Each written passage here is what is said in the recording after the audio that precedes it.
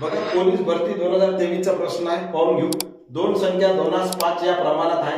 जर प्रत्येक संख्याने 8 ने वाढवली, म्हणजे प्रत्येक संख्येमध्ये 8 वाढवले, त्यांचे गुणोत्तर एकाच 2 होते, तर त्या संख्या कोणत्या? तर बघा कसं करायचं आहे.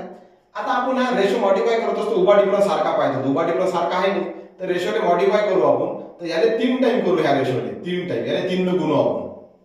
काऊन पाहून घ्या, 3 ने जर गुणला किती होते? हा 3 होते, आणि 3 दुनी ह्या किती होते? 6 होते.